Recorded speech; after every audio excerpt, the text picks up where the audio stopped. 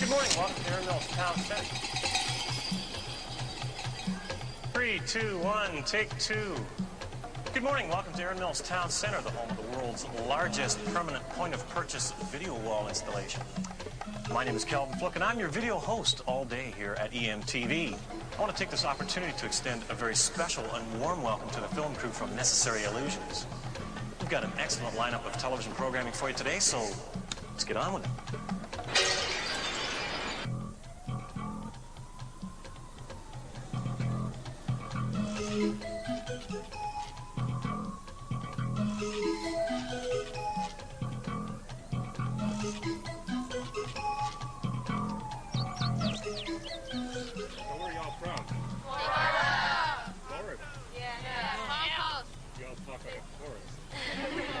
We're making a film about Noam Chomsky. Does anybody know who Noam Chomsky is?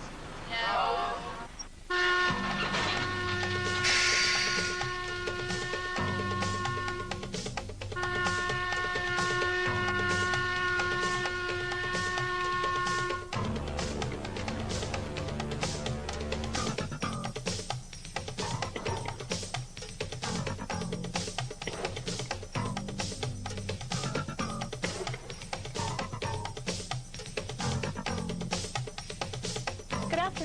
Welcome to Wyoming Talks. My guest today is well-known intellectual Noam Chomsky. Thank you for being on our program today. Very glad to be here. Well, I know probably the main purpose for your trip to Wyoming is to discuss thought control in a democratic society.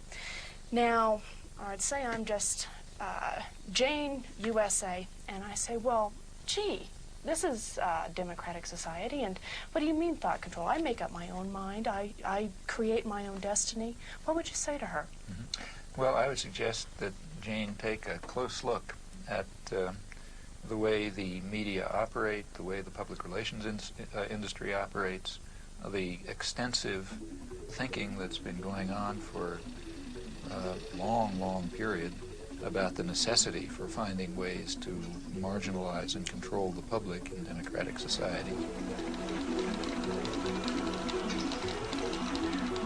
But particularly to look at the evidence that's been accumulated about the way the major media, the sort of agenda-setting media, I mean the national press and the television and so on, the way that they shape and control the kinds of opinions that appear, the kinds of information that comes through, the sources to which they go, and so on. And I think that Jane will find some very surprising things about the democratic system.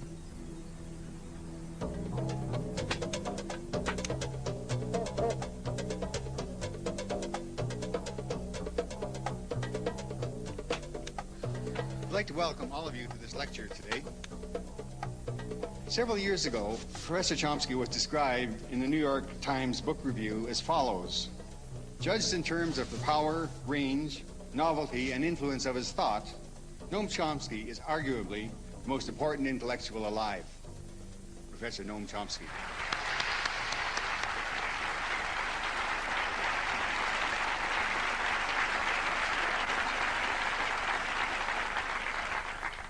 I gather there are some people out behind that blackness there, but if I don't look you in the eye, it's because I don't see you. All I see is the blackness. Perhaps I ought to begin by reporting something that's never read.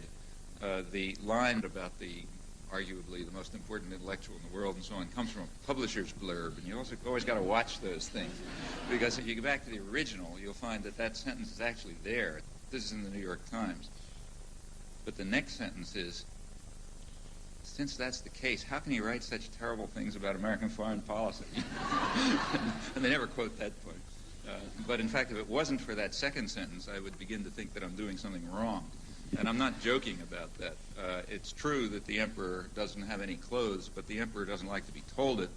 And the emperor's lapdogs, like the New York Times, are not going to enjoy the experience if you do. Good evening. I'm Bill Moyers. What's more dangerous, the big stick or the big lie? Governments have used both against their own people. Tonight I'll be talking with a man who has been thinking about how we can see the developing lie. He says that propaganda is to democracy what violence is to a dictatorship, but he hasn't lost faith in the power of common people to speak up for the truth. You have said that we live entangled in webs of endless deceit, that we live in a highly indoctrinated society where elementary truths are easily buried. Elementary truths such as the fact that we invaded South Vietnam, or the fact that we're standing in the way of significant, and have for years, of significant moves towards arms negotiation, or the fact that the military system is to a substantial extent, not totally, but to a substantial extent, a mechanism by which the general population is compelled to provide a subsidy to high technology industry. Since they're not going to do it if you ask them to, you have to deceive them into doing it. I think there are many truths like that, and we don't face them. Do you believe in common sense? I mean, Absolutely. You do? I believe in Cartesian common sense. I think people have the capacities to see through the deceit in which they're ensnared, but they got to make the effort. Seems a little incongruous to hear a man from the ivory tower of Massachusetts Institute of Technology, a scholar, a distinguished linguistics scholar, talk about common people with such appreciation. I think that scholarship, at least the field that I work in, has the opposite consequences. My own studies in language and human cognition demonstrate, to me at least, what remarkable creativity ordinary people have. The very fact that people talk to one another is a reflection, and just in the normal way, I don't mean anything particularly fancy, reflects deep-seated features of human creativity, which in fact separate human beings from any other biological system we know. Tonight, scientists talk to the animals, but are they talking back? The Journal with Barbara Frum and Mary Lou Finley. Communicating with animals is a serious scientific pursuit. This is Noam Chomsky. Nim, jokingly named after the great linguist Noam Chomsky, was the great hope of animal communication in the 1970s. For 4 years, Petito and others coached him in sign language, but in the end they decided it was a lost cause. Nim could ask for things, but not much more. I would have loved to have a conversation with Nim and understand how he looked at the universe. He failed to communicate that information to me. We gave him every opportunity. Noam Chomsky, theorist of language and political activist, has had an extraordinary career. I can think of none like it in recent American history, and few anywhere at any time. He has literally transformed the subject of linguistics. At the same time, he's become one of the most consistent critics of power politics in all its protean guises. Scholar and propagandist, his two careers apparently reinforce each other. In 1957, he published his Syntactic Structures, which began what has frequently been called the Chomskyan Revolution in Linguistics. Like a latter-day Copernicus, Chomsky proposed a radically new way of looking at the theory of grammar. Chomsky worked out the formal rules of a universal grammar which generated the specific rules of actual or natural languages. Later he came to argue that such systems are innate features of human beings. They belong to the characteristics of the species and have been, in effect, programmed into the genetic equipment of the mind like the machine language in a computer. That in turn explains the astonishing. You try that next one. Facility. That in turn explains the astonishing facility that children have in learning the rules of natural language, no matter how complicated, incredibly quickly, from what are imperfect and often degenerate samples. Complicated. It's a complicated word. You know what complicated means? It means it's complicated.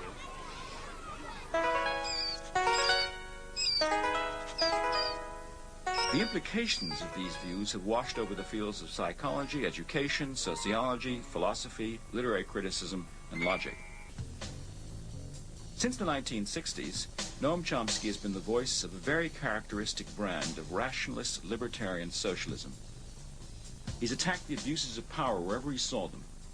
He's made himself deeply unpopular by his criticism of American policy, the subservience of the intelligentsia, the degradation of Zionism, the distortions of media and self-delusions and prevailing ideologies. Jamie. This came with the mail. Be with you in a second.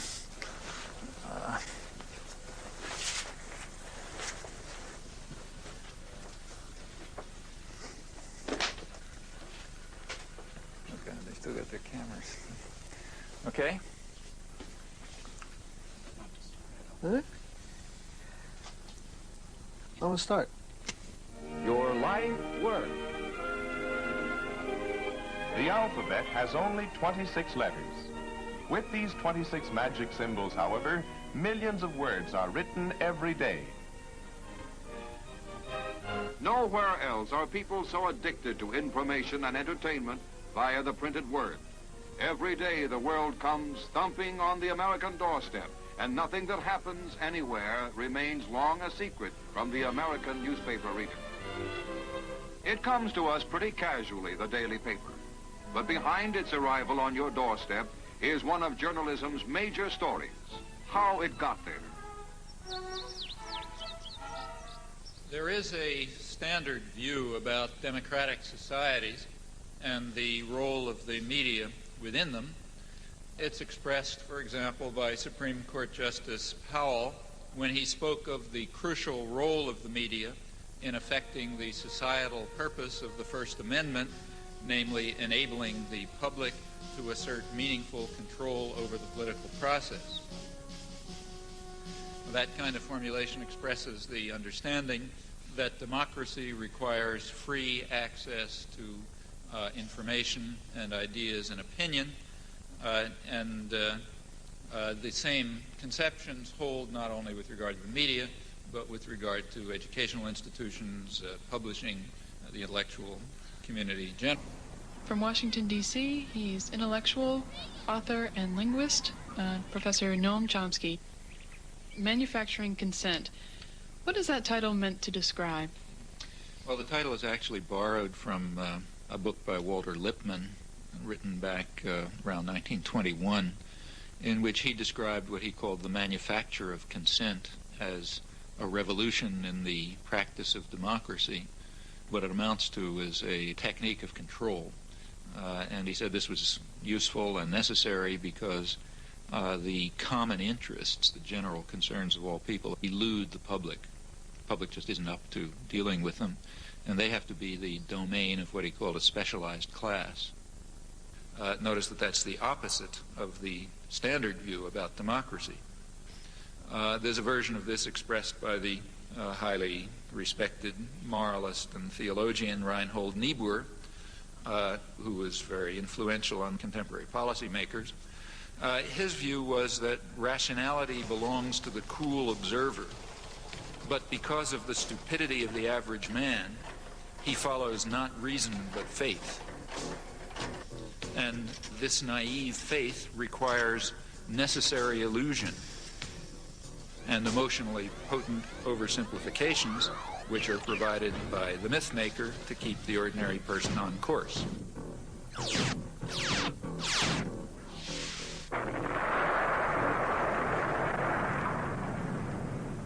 It's not the case, as the naive might think, that indoctrination is inconsistent with democracy. Rather, as this whole line of thinkers observes, it's the essence of democracy. The point is that in a military state or a feudal state or what we would nowadays call a totalitarian state, it doesn't much matter what people think, because you've got a bludgeon over their head and you can control what they do. But when the state loses the bludgeon, when you can't control people by force, and when the voice of the people can be heard, you have this problem. It may make people so curious and so arrogant that they don't have the humility to submit to a civil rule, and therefore you have to control what people think. And the standard way to do this is to resort to what in more honest days used to be called propaganda, manufacture of consent, creation of necessary illusions, various ways of either marginalizing the general public or reducing them to apathy in some fashion. When we talk about manufacturing of consent, whose consent is being manufactured? We can, to start with, there are two different groups. We can get into more detail, but at the first level of approximation, there's two targets for propaganda. One is what's sometimes called the political class. There's maybe 20% of the population which is relatively educated, more or less articulate. They play some kind of role in decision-making. They're supposed to sort of participate in social life, either as managers or cultural managers, like, say, teachers and writers and so on. They're supposed to vote. They're supposed to play some role in the way economic and political and cultural life goes on. Now, their consent is crucial. One group that has to be deeply indoctrinated. Then there's maybe 80% of the population whose main function is to follow orders and not to think, and not to pay attention to anything. And they're the ones who usually pay the cost. All right. Professor Chomsky, Noam, you outlined a model with filters that propaganda is sent through. That's way to the public. Can you briefly outline those? It's basically an institutional analysis of the major media, what we call a propaganda model. We're talking primarily about the national media, those media that sort of set a general agenda that others more or less adhere to the extent that they even pay much attention to national or international affairs. Now, the elite media are the sort of the agenda-setting media. That means the New York Times, the Washington Post, the major television channels, and so on. They set the general framework. Local media more or less adapt to their structure. World News. In the soundbite that says that there's a beachhead. I think 628 is a good one. Yeah, but I think 6 is a good start.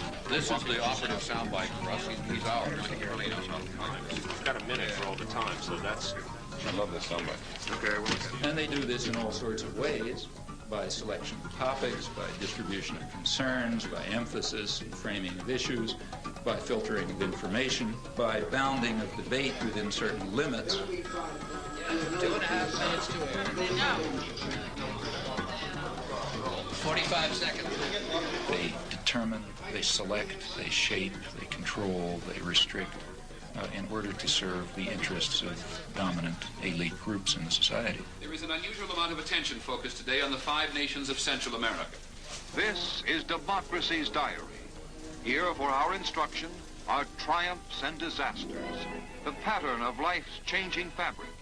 Here is great journalism, a revelation of the past, a guide to the present, and a clue to the future.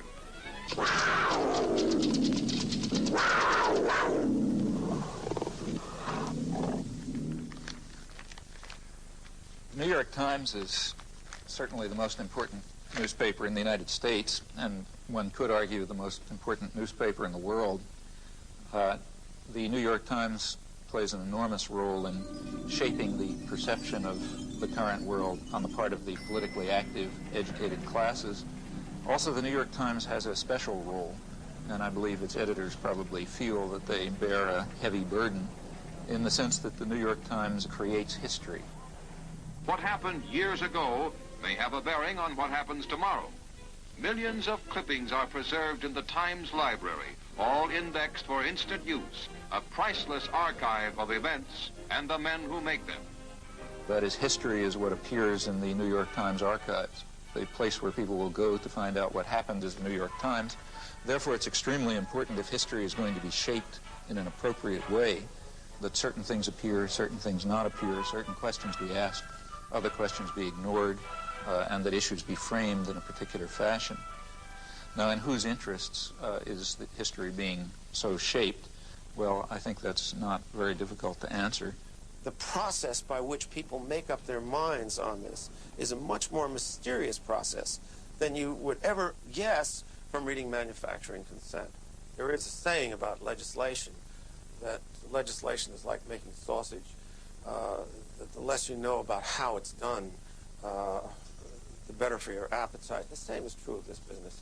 If you're in a conference in which decisions are being made on what to put on page 1 or whatnot, you would get, I think, the impression that important decisions were being made in a flip and frivolous way.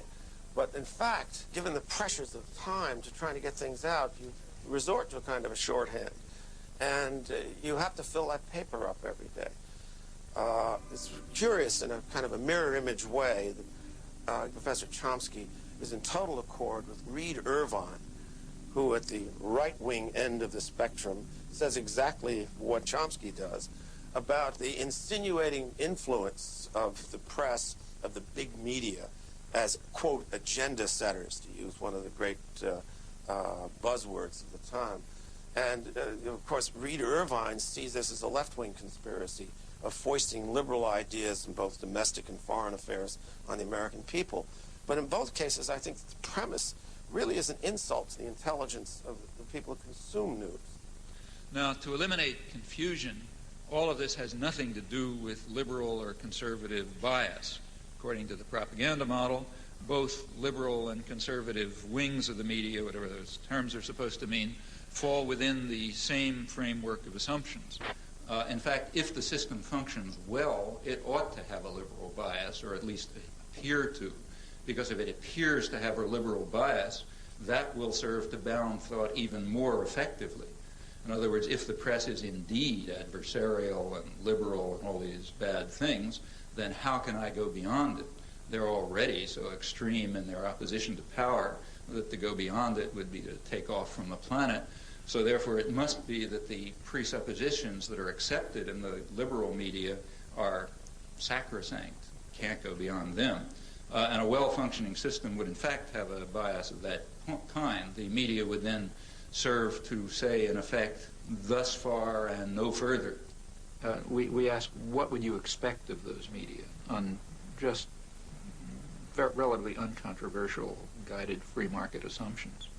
And when you look at them, you find a number of major factors entering into determining what their products are. These are what we call the filters. So one of them, for example, is ownership.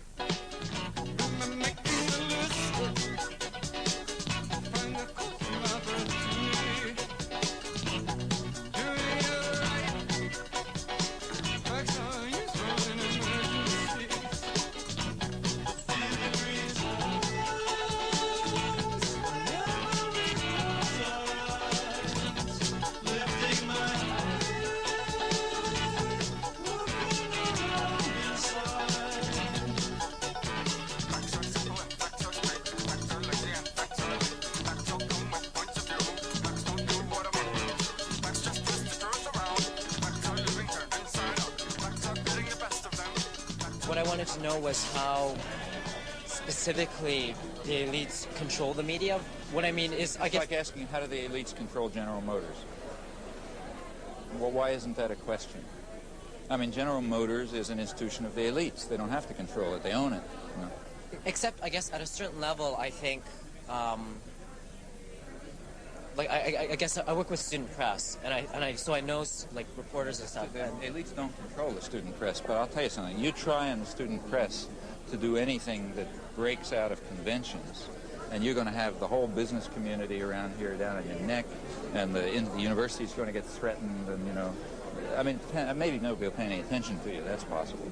But if you get to the point where they don't stop paying attention to you, the pressures will start coming, because there are people with power. There are people who own the country, and they're not going to let the country get out of control. So what we have in the first place is major corporations, which are parts of even bigger conglomerates. Now, like any other corporation, they have a product which they sell to a market. The market is advertisers, that is, other businesses. What keeps the media functioning is not the audience. They make money from their advertisers.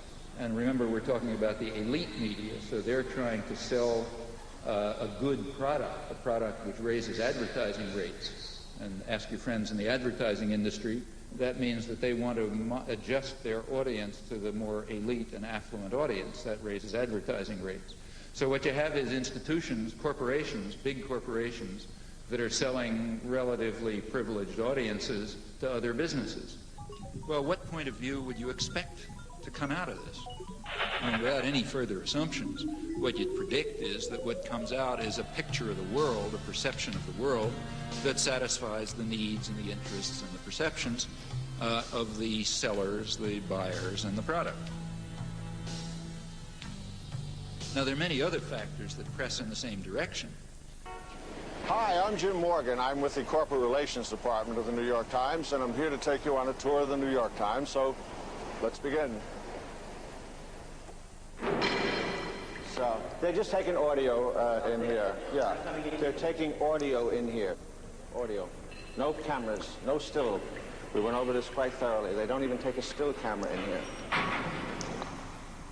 We're in the composing room. This is where the pages are composed. This is the typographical area. What's the ratio of news to advertising? 60% ads. This might seem big, but it is average, in fact, below average. Our 60% might include, on some days, maybe 20 pages of classified advertising all to itself, where the rest of the newspapers weighted much heavier news to advertising. But the paper in its entirety, every day, large or small, is 60 ads, 40 news. Well, that completes our tour of the New York Times, and I hope you found it informative, and I hope that you read the New York Times every day of your life from now on. Now, there are other media, too, whose basic social role is quite different. It's diversion. There's the real mass media, the kinds that are aimed at, the guys who Joe Sixpack, that kind. The purpose of those media is just to dull people's brains. This is an oversimplification, but for the 80% or whatever they are, the main thing for them is to divert them, to get them to watch National Football League and to worry about, mother with child with 6 heads or whatever you pick up in the, in the thing that you pick up on the supermarket stands and so on. Or, look at astrology or get involved in, fundamentalist stuff or something, or just get them away, get them away from things that matter. And for that, it's important to reduce their capacity to think. The sports section is handled in another special department. The sports reporter must be a specialist in his knowledge of sports. He gets his story right at the sporting event and often sends it into his paper play by play. Take, say, sports. That's another crucial example of the indoctrination system, in my view. For one thing, because it offers people something to pay attention to that's of no importance. That keeps them from worrying about, keeps them from worrying about things that matter to their lives that they might have some idea about doing something about. And in fact, it's striking to see the intelligence that's used by ordinary people in sports. I mean, you listen to radio stations where people call in. They have the most exotic information and understanding about, all kind of arcane issues. And the press undoubtedly does a lot with this. I remember in high school already, I was pretty old, I suddenly asked myself at one point, why do I care if my high school team wins the football game? I mean, I don't know anybody on the team, I mean, they have nothing to do with me. I mean, why am I cheering for my team? It doesn't make any sense, But the point is, it does make sense. It's a way of building up irrational attitudes of submission to authority and, group cohesion behind, leadership elements. In fact, it's training in irrational jingoism. That's also a feature of competitive sports. I think if you look closely at these things, I think typically they do have functions.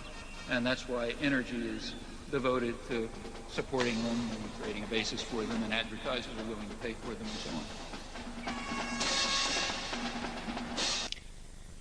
Do you think you've escaped the ideological indoctrination of the media and of society that you grew up in? Have I? Mm-hmm. Often not. I mean, when I look back and think of the things that I haven't done that I should have done, it's very it's not a pleasant experience. So what's the story of young Noam in the schoolyard? Yeah, that was a personal thing for me. I don't know why it's of interest to anyone else, but I do remember. Well, you drew certain conclusions. Well, yeah, it had a big influence on me. I remember when I was about 6, I guess, first grade. There was the standard fat kid who everybody made fun of, and I remember in the schoolyard he was on standing on right outside the school classroom, and a bunch of kids outside, so taunting him and so on. And one of the kids actually brought over his older brother, sort of like from 3rd grade instead of 1st grade, big kid. And he was going to, beat him up or something. And I remember going up to stand next to him, feeling somebody ought to help him. And I did for a while, and then I got scared, and I went away, and I was very much ashamed of it afterwards, and sort of felt, I'm not going to do that again. That's a feeling that's stuck with me. You should stick with the underdog. The shame remained. You should have stayed there. You were already established. You were a professor at MIT. You'd made a reputation. You had a terrific career ahead of you. You decided to become a political activist.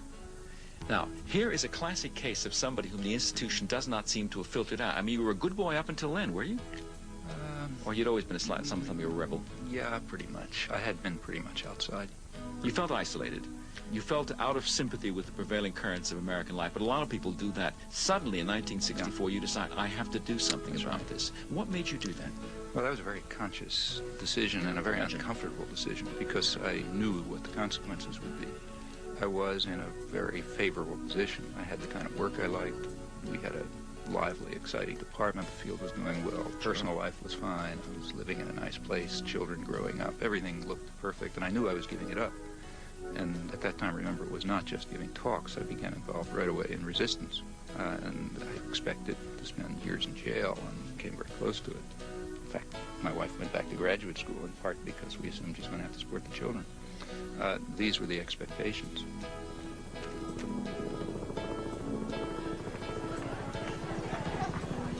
And I recognized that if I returned to these interests, which were the dominant interests of my own youth, life would become very uncomfortable.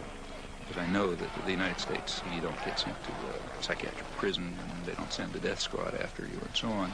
But there are definite penalties for breaking the rules. So these were real decisions. And it simply seemed at that point that it was just hopelessly immoral not to. I'm Noam Chomsky. I'm on the faculty at MIT, and I've been getting more and more heavily involved in anti-war activities for the last few years.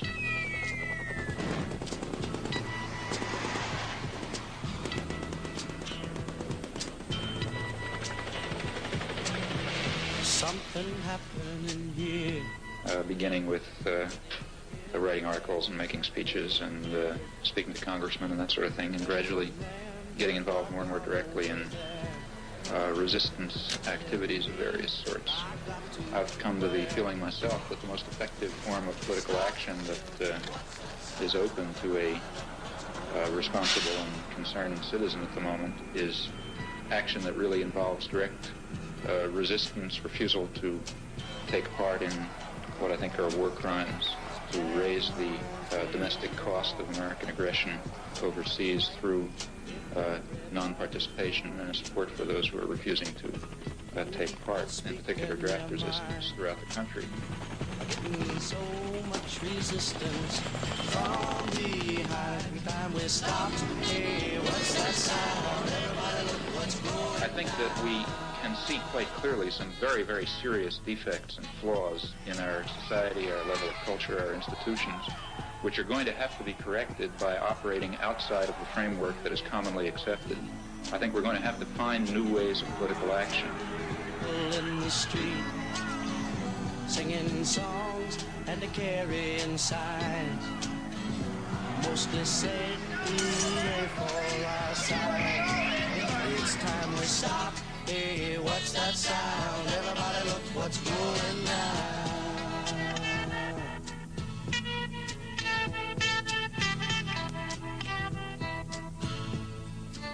I rejoice in your disposition to argue the Vietnam question, especially when I recognize what an act of self-control this must involve. It does. Sure. It really does. I mean, I think that this is the kind of issue where... very well. Yeah, sometimes I lose my temper. Maybe not tonight. Maybe not tonight.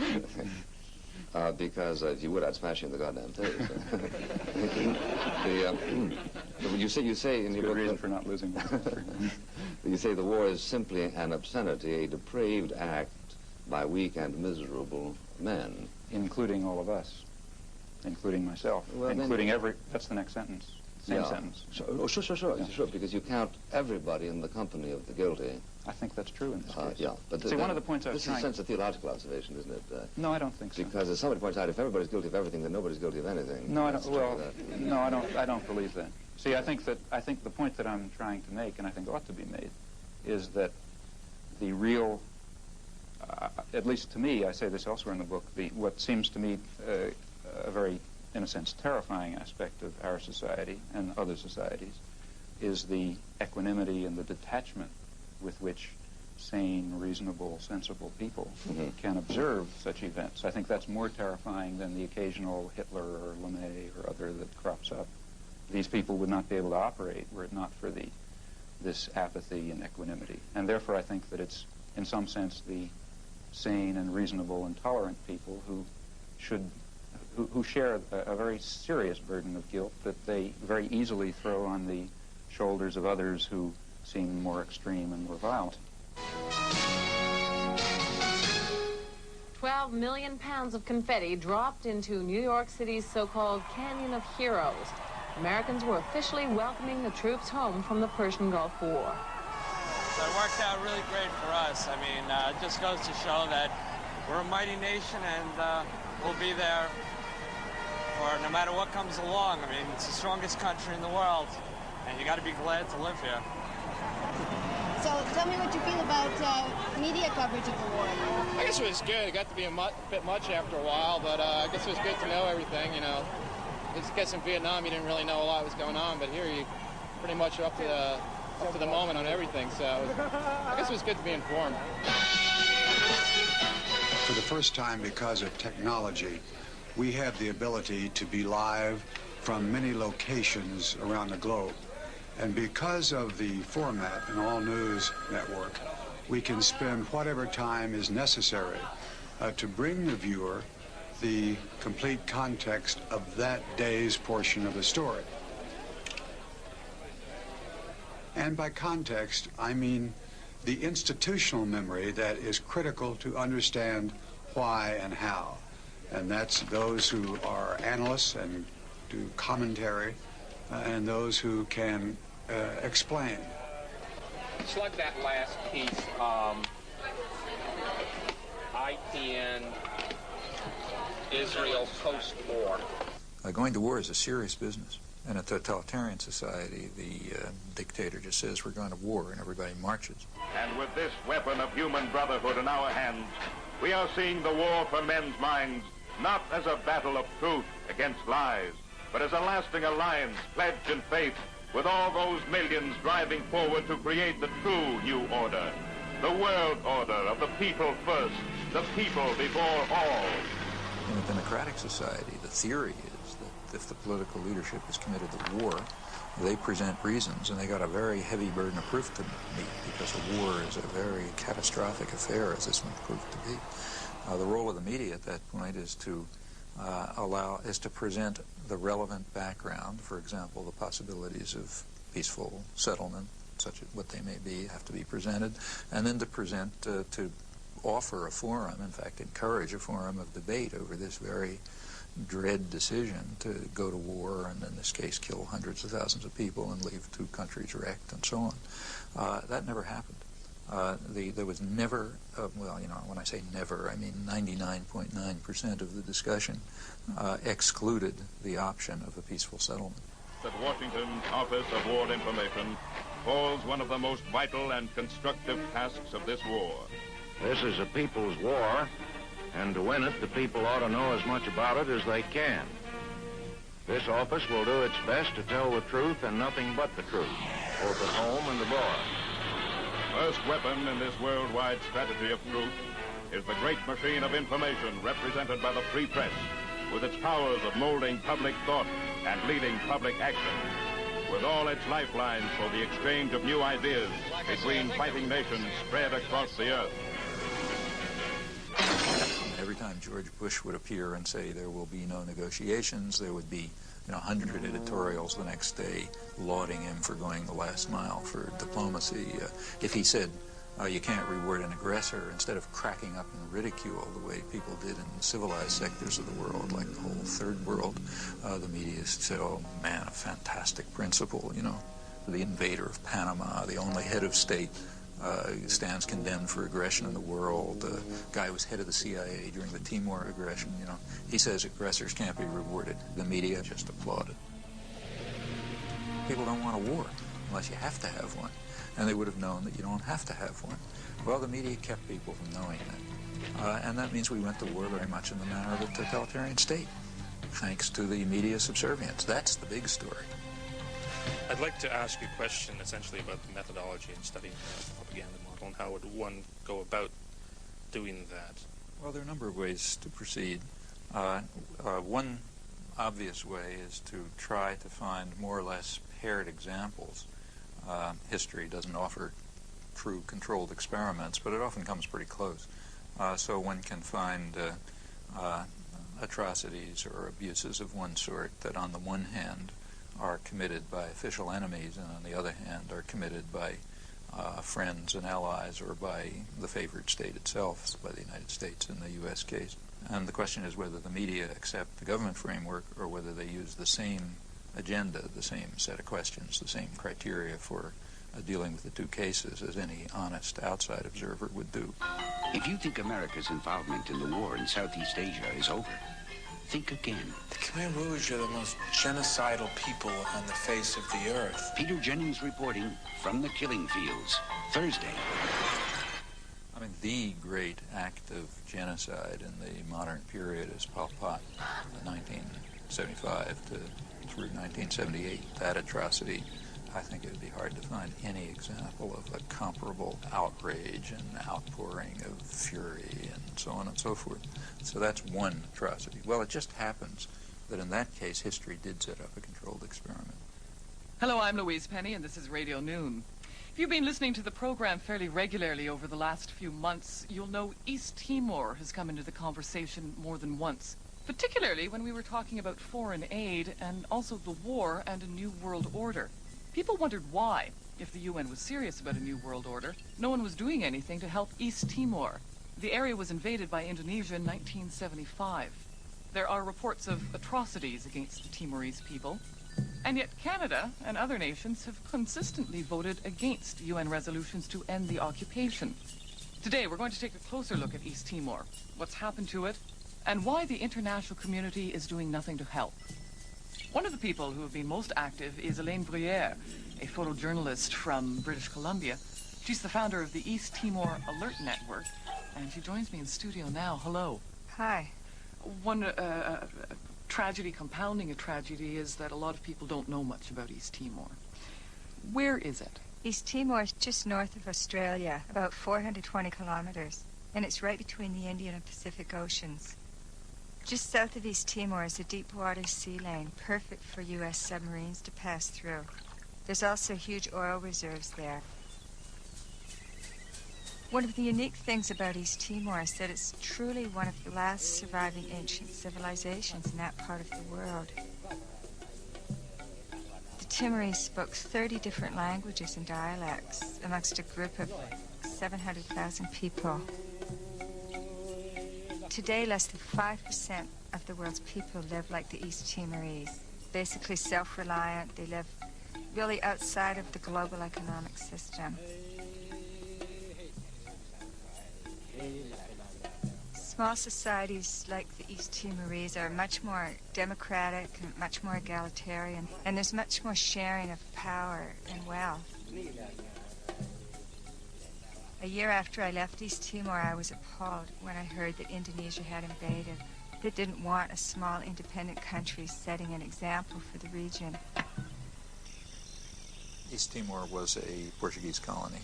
Indonesia had no claim to it, and in fact stated that they had no claim to it. During the period of colonization, there was a good deal of politicization. The different groups developed. A civil war broke out in August '75. It ended up in a victory for Fretilin, which was one of the groupings. Indonesia at once started intervening. What's the situation? When did those ships come in? They start arriving since Monday. 6, 7 boats together, very close to our border. No, they're not there just for fun, you know. They're preparing a massive operation. Something happened here last night that moved us very deeply. It was so far outside our experience as Australians that we'll find it very difficult to convey to you, but we'll try. Sitting on woven mats under a thatched roof in a hut with no walls, we were the target of a barrage of questioning from men who know they may die tomorrow and cannot understand why the rest of the world does not care. That's all they want, for the United Nations to care about what is happening here. The emotion here last night was so strong that we, all three of us, felt we should be able to reach out into the warm night air and touch it. Greg Shackleton at an unnamed village, which we'll remember forever in Portuguese Timor.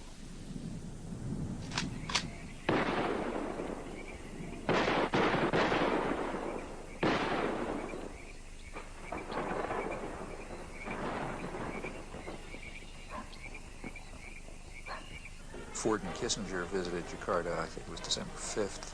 We know that they had requested that Indonesia delay the invasion until after they left because it would be too embarrassing. And within hours, I think, after they left, the invasion took place on December 7th. What happened on December 7th in 1975 is just one of the great evil deeds of history. Early in the morning, bombs began dropping on Dili. The number of troops that invaded Dili that day almost outnumbered the entire population of the town. And for 2 or 3 weeks, they just killed people. By 1978, it was approaching really genocidal levels. The church and other sources estimated about 200,000 people killed. The U.S. backed it all the way. The U.S. provided 90% of the arms. Right after the invasion, arms shipments were stepped up. When the Indonesians actually began to run out of arms in 1978, the Carter administration moved in and increased arms sales. And other Western countries did the same. Canada, England, Holland, and everybody who could make a buck was in there trying to make sure they could kill more Timorese. There is no Western concern for issues of aggression, atrocities, human rights abuses, and so on, if there's a profit to be made from them. Nothing could show it more clearly than this case. By late 1977-78, Indonesia set up receiving centers for those Timorese who came out of the jungle waving white flags. Those the Indonesians thought were more educated or who were suspected of belonging to Frelimo or other opposition parties were immediately killed. They took women aside and flew them off to Dili in helicopters for use by the Indonesian soldiers. They killed children and babies. But in those days, their main strategy and their main weapon was starvation.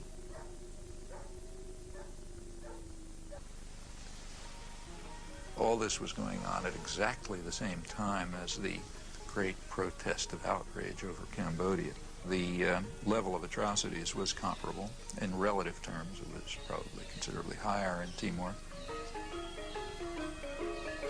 It turns out right in Cambodia in the preceding years, 1970 through 1975, there was also a comparable atrocity for which we were responsible.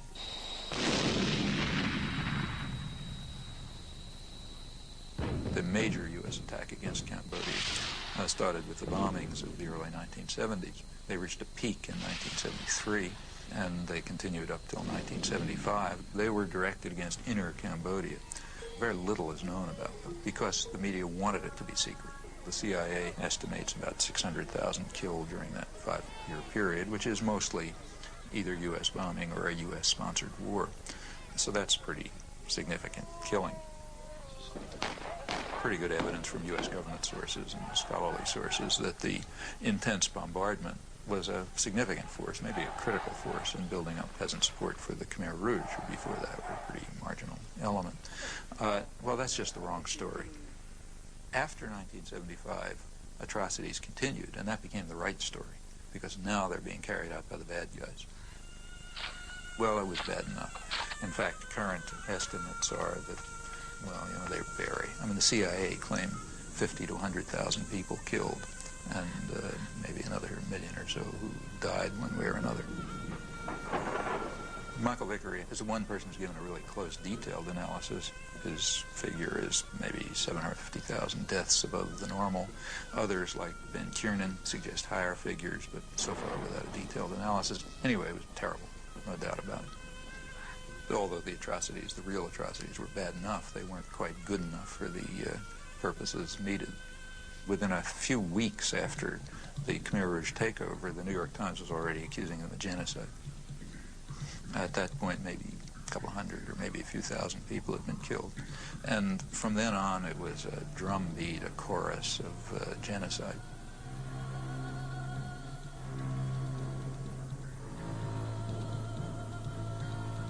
Very quickly, a figure of 2 million killed was hit upon.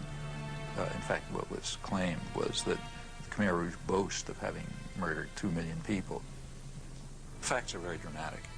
In the case of atrocities committed by the official enemy, extraordinary show of outrage, exaggeration, no evidence required, faked photographs are fine, anything goes. Also a vast amount of lying.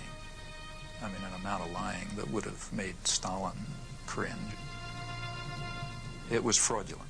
We know that it was fraudulent by looking at the response to comparable atrocities for which the United States was responsible. Early 70s Cambodia, Timor, two very closely paired examples. Well, the media response was quite dramatic.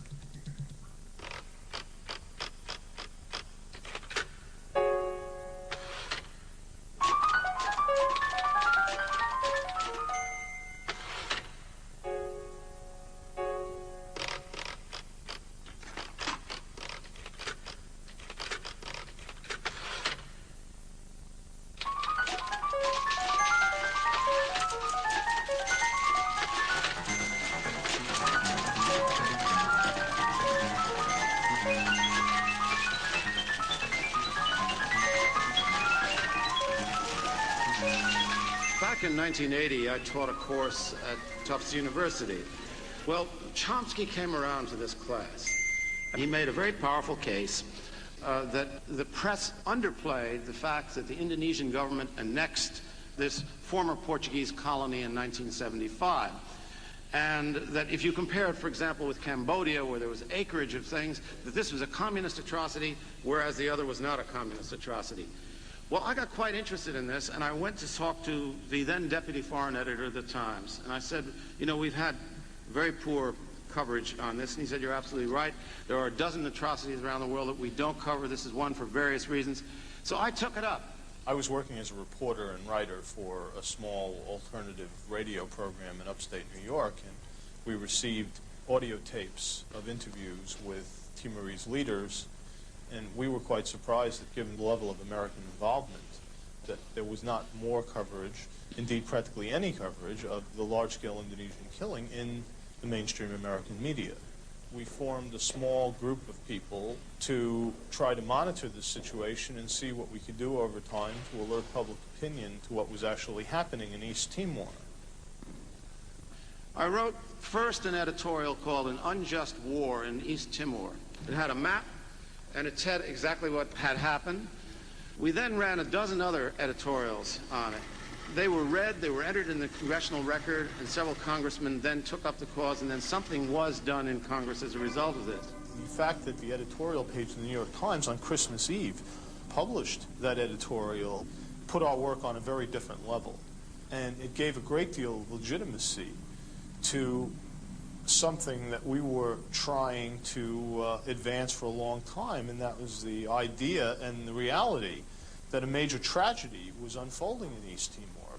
If one takes literally the various theories that Professor Chomsky puts out, one would feel that there is a tacit conspiracy between the establishment press and the government in Washington to focus on certain things and ignore certain things, so that if we broke the rules, that we would instantly get a reaction, a sharp reaction from the overlords in Washington, would say, hey, what are you doing speaking up on East Timor? We're trying to keep that quiet. We didn't hear a thing. Professor Chomsky and a lot of people who engage in this kind of press analysis have one thing in common, Most of them have never worked for a newspaper. Many of them know very little about how newspapers work. When Chomsky came around, he had with him a file of all the coverage in the New York Times, the Washington Post, and other papers of East Timor. And he would go to the meticulous degree that if, for example, the London Times had a piece on East Timor, and then it appeared in the New York Times, that if a paragraph was cut out, he'd compare and he'd say, look, this key paragraph right near the end, which is really what tells the whole story, was left out of the New York Times version of the London Times thing.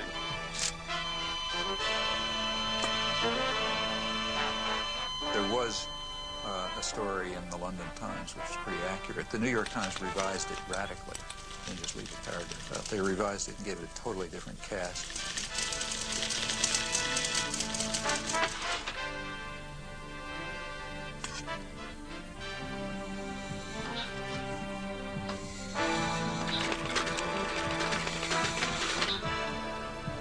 It was then picked up by Newsweek, giving it the New York Times cast. It ended up being a whitewash, whereas the original was an atrocity story. So I said to Chomsky at the time, I said, well, it may be that you're misinterpreting ignorance, haste, deadline pressure, etc., for some kind of determined effort to suppress an element of the story. He said, well, if it happened once or twice or 3 times, I might agree with you, but if it happens a dozen times, Mr. Meyer, I think there's something else at work. And it's not a matter of happening 1 time, 2 times, 5 times, 100 times. It happened all the time. I said, Professor Chomsky, having been in this business, it happens a dozen times. These are very imperfect institutions. When they did give coverage, it was from the point of view of, it was a whitewash of the United States. Now, you know, that's not an error.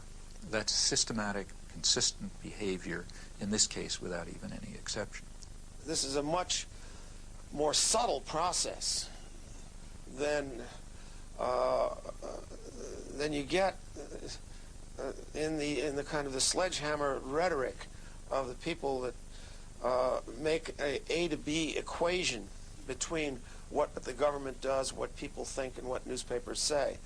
That sometimes what the Times does can make an enormous difference. At other times, it has no influence whatsoever. So, one of the greatest tragedies of our age is still happening in East Timor. The Indonesians have killed up to 1/3 of the population. They're in concentration camps. They conduct large-scale military campaigns against the people who are resisting. Campaigns with names like Operation Eradicate or Operation Clean Sweep. Timorese women are subjected to a forced birth control program. In addition, they're bringing in a constant stream of Indonesian settlers to take over the land. Whenever people are brave enough to take to the streets in demonstrations or show the least sign of resistance, they just massacre them. It's sort of like Indonesia. If we allow them to continue to stay in East Timor, the international community, they will simply digest East Timor and turn it into, trying to turn it into cash crop. These are the things to keep in mind. These are not just academic exercises. We're not analyzing the media on Mars or in the 18th century or something like that. We're dealing with real human beings who are suffering and dying and being tortured and starving because of policies that we are involved in. We, as citizens of democratic societies, are directly involved in and are responsible for. And what the media are doing is ensuring that we do not act on our responsibilities and that the interests of power are served, not the needs of the suffering people, and not even the needs of the American people, who would be horrified if they realized the blood that's dripping from their hands because of the way they're allowing themselves to be deluded and manipulated by the system.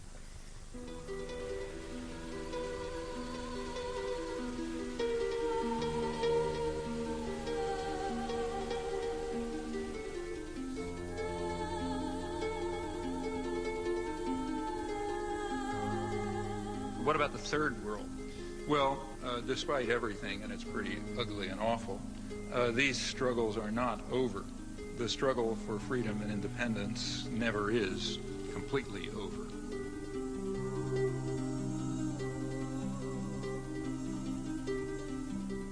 their courage, in fact, is really remarkable and amazing. I've personally had the privilege, and it is a privilege, of witnessing it a few times in villages in Southeast Asia and Central America and recently in the occupied West Bank, and it is astonishing to see.